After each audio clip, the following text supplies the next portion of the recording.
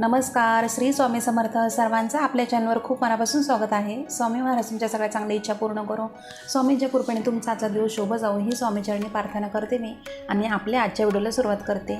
पौष शुद्ध अष्टमी ते पौष पौर्णिमा म्हणजेच 28 डिसेंबर 2025 ते 3 जानेवारी 2026 या कालावधीमध्ये आपल्याला शाकंभरी नवरात्र ही साजरी करायची असते. तर अशा या 7 दिवसांच्या कालावधीमध्येच आपल्याला आपल्या कुलदेवीची सेवा करायची आहे. कुलदेवी तुमची कोणतीही जरी असली तरी तुम्हाला मी ज्या काही या सेवा सांगणार आहे त्या तुम्हाला करायच्या आहेत.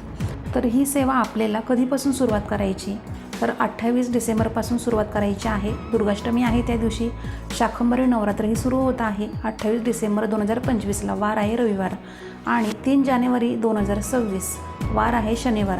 या दिवशी आहे शाकंभरी पौर्णिमा. त्या दिवसांपर्यंत आपल्याला ही सगळी सेवा 7 दिवसांमध्ये करायची आहे कुलदेवीची. तर आज आपण या संदर्भात संपूर्ण माहिती बघणार आहोत. तर कृपया सगळ्यांनी व्हिडिओ पूर्ण बघा, कोणी मध्ये स्किप करू नका. आणि तुम्ही नवीन असाल, फर्स्ट टाईम आता आपले व्हिडिओ पाहत असाल तर आपल्या चॅनलला नक्की सबस्क्राईब करा, जेणेकरून आपले दररोजचे जे नवीन व्हिडिओ येतील ते सर्वात आधी तुमच्यापर्यंत पोहोचतील. आणि आपल्या व्हिडिओला लाईक करा, एक कमेंट करा छोटंसं. तर आता वेळ न घालवता आपण व्हिडिओला सुरुवात करूया. तर आता शाकंभरी नवरात्र जी आहे तुम्हाला मी सांगितलं, तर ही जी नवरात्र आहे ना, तर ती खूप कमी जणांना माहीत आहे. म्हणजे आपण बघा, कोणती शारदीय नवरात्र आपण सगळेजण उत्साहाने साजरी करतो. आपण भरपूर अशा सेवा करतो शारदीय नवरात्रीमध्ये, आणि तसंच चैत्र नवरात्रीमध्ये सुद्धा आपण सेवा करतो आपल्या कुलदेवीच्या. आणि आपली ही तिसरी असते, ती आहे शाकंभरी नवरात्र. तर अशा या 3 असतात. खरं म्हणजे वर्षात नाही ना 4 नवरात्र असतात. तर त्याच्यामधली एक गुप्त असते, तर ती गुप्त नवरात्र आहे, तर ती आपल्याला कोणालाच माहिती नाही आहे. तर आपण या 3च फक्त साजरी करतो. आता खूप कमी जणांना माहीत आहे शाकंभरी नवरात्र. शाकंभरी नवरात्र जी आहे ना, तर ती आपल्यासाठी सुद्धा खूप महत्त्वाची आहे, आपल्या कुलदेवीची सेवा करण्यासाठी. आणि ज्यांची कुलदेवी शाकंभरी देवी आहे ना, तर ते खूप उत्साह आणि मोठ्या उत्साहाने साजरे करतच असतात. आता आपण कसं शारदीय नवरात्र आली का आपण घटस्थापना वगैरे करतो, तसंच आहे ना ती लोक सुद्धा आहे ना त्यांच्या कुलदेवीची म्हणजे शाकंभरी देवीची ते मोठ्या उत्साहाने सेवा करतात, साजरी करतात. असं आजच्या व्हिडिओमध्ये आपण इतकंच बघणार आहोत की आपल्याला अशा कोणत्या सेवा करायच्यात प्रभावी. तर आपण बघा, शारदीय नवरात्र असते, आपण सगळ्या आपल्या कुलदेवीच्या सेवा करतो, नियम वगैरे पाळतो. तसंच आपल्याला यावेळेस सुद्धा म्हणजे या नवरात्रीमध्ये 7 दिवसाचा कालावधी आहे. आणि शाकंभरी देवी जी आहे तर ती दुसरी तिसरी कोणी नसून फक्त आपली पार्वती माता आहे. आणि ही देवी आहे ना फळभाज्या आणि धान्याची देवता आहे. म्हणजेच काय, तर आपली अन्नपूर्णा माता आहे शाकंभरी देवी. मला असा प्रश्न पडला असेल की तुम्ही बोलाल की ताई आमच्याकडे अशी प्रथा नाही आहे, आमच्याकडे अशी कोणती शाकंभरी नवरात्र ही साजरी करत नाही. पण बघा, ज्यांची कुलदेवी असते ना शाकंभरी देवी, तर ती लोक करतात. पण आपलं कसं असतं, आपल्याकडे प्रथा असो किंवा नसो, आपण देवाची सेवा करतो नित्यनेमाने. प्रत्येक याला सणावाराला आपण कुलदेवीची, आपल्या कुलदेवतांची, गुरूंची आपण सेवा करतो, आपण भरपूर सेवा करतो. तसंच बघा, ही जी संधी आहे, आता आपण बऱ्याच चैत्र नवरात्र, शारदीय नवरात्र, आपण बऱ्याच नवरात्रीला सेवा करतो. तर ही जी नवरात्र आहे शाकंभरी नवरात्र, तर तिची सेवा केल्याने तुमचं काही वाईट होणार आहे का? नाही होणार. तुमचं सगळं काही चांगलंच होणार. अजून काही संकट असतील आपली तर ती दूर होणार फक्त आपल्या कुलदेवीच्या सेवेने. त्यामुळं आपल्याला या सेवा करायच्याच आहेत. तर आता तुम्हाला सांगते की आपल्याला अशा कोणत्या सेवा करायच्या आहेत. जसं आपण शारदीय नवरात्र, चैत्र नवरात्रीमध्ये आपण सेवा करतो आपल्या आई भगवतीची, आपल्या कुलदेवीची, तशीच आपल्याला सेम करायची, काही वेगळं करायचं नाही आहे. एकदम साधी सोपी सेवा आहे. 7 दिवसाचा असा कालावधी असणार आहे आणि 7 दिवसामध्ये तुम्हाला सेवा सगळी आपल्या कुलदेवीची करायची आहे. तर तुम्हाला दुर्गा सप्तशती ग्रंथ, या ग्रंथाचं एक तरी पारायण, एक तरी पाठ तुम्हाला करायचा आहे. दुर्गा सप्तशती ग्रंथ बघा, हा आता आपल्याला सगळ्यांना माहीत आहे की हा कोणता ग्रंथ आहे आणि किती प्रभावी ग्रंथ आहे. तर या ग्रंथाचं ज्यावेळेस तुम्ही एक तरी पारायण कराल ना, त्यावेळेस तुमच्या कुलदेवीची सेवा होणार आहे. तर ती कुलदेवी तुमची जरी कोणती जरी असली तरी तुम्हाला याच ग्रंथाचं पारायण करायचं आहे, एक तरी पाठ तुम्हाला करायचा आहे. असं तुम्हाला करायचं आहे. दुर्गा सप्तशती या ग्रंथामध्ये 1 ते 13 अध्याय आहेत. आपल्या सगळ्यांना माहीत आहे, आपण भरपूर सेवा करतो. या ग्रंथाचे पारायण सुद्धा करतो आपण नवरात्रीमध्ये, शारदीय नवरात्र, चैत्र नवरात्रीमध्ये. तसंच आपल्याला आता सुद्धा या 7 दिवसाचा कालावधी आहे.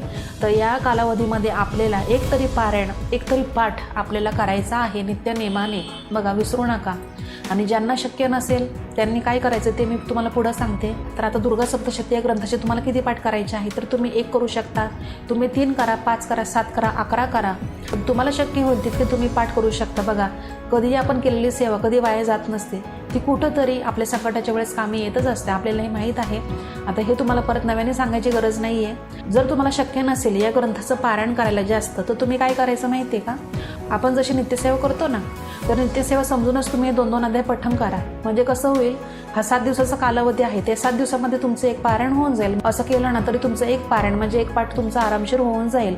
तर शेवटच्या दिवशी फक्त तुमचा एकच अध्याय वाचायला येईल.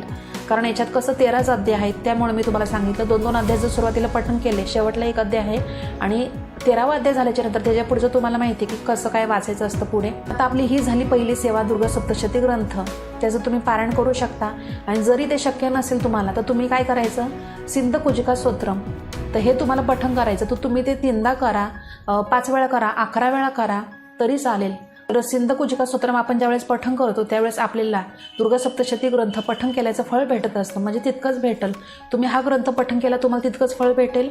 आणि जरी तुम्ही सिंध कुजिका स्तोत्रम पठण केलं तरी तुम्हाला तितकंच फळ भेटेल. फक्त तेवढंच की तो 11 वेळा बोला तुम्ही. आणि त्याच्यासोबत बघा तिसरी सेवा अशी येते, ती म्हणजे नवार्णव मंत्र. आता नवार्णव मंत्र कोणता, आता हे आपल्याला माहीतच आहे.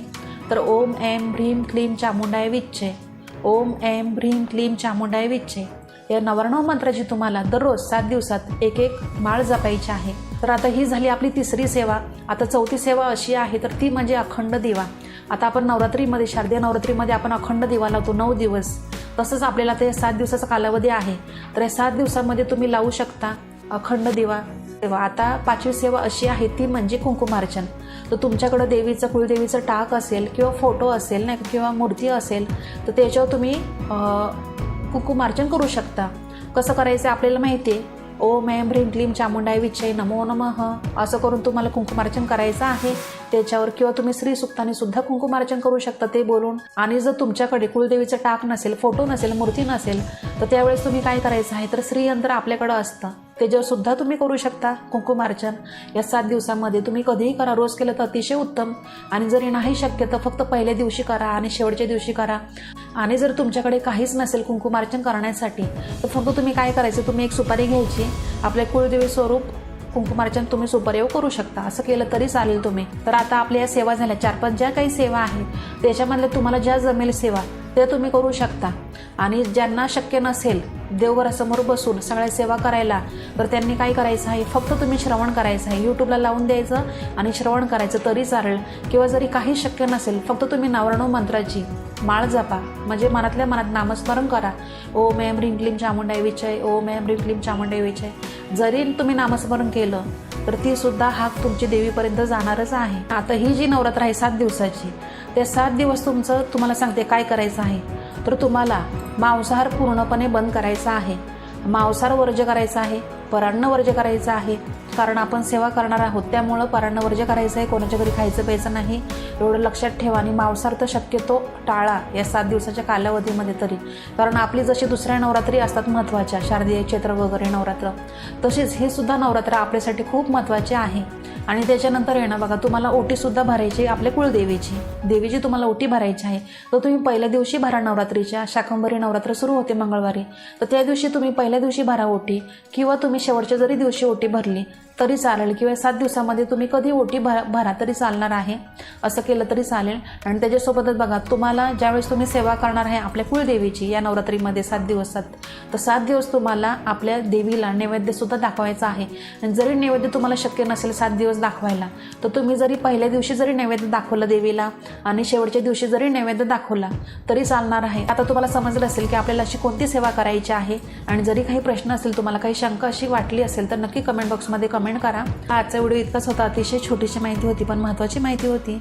तर आजचा व्हिडिओ आवडला असेल तर व्हिडिओला नेहमीप्रमाणे लाईक करा, शेअर करा, सबस्क्राईब करा आणि कमेंट नक्की करा.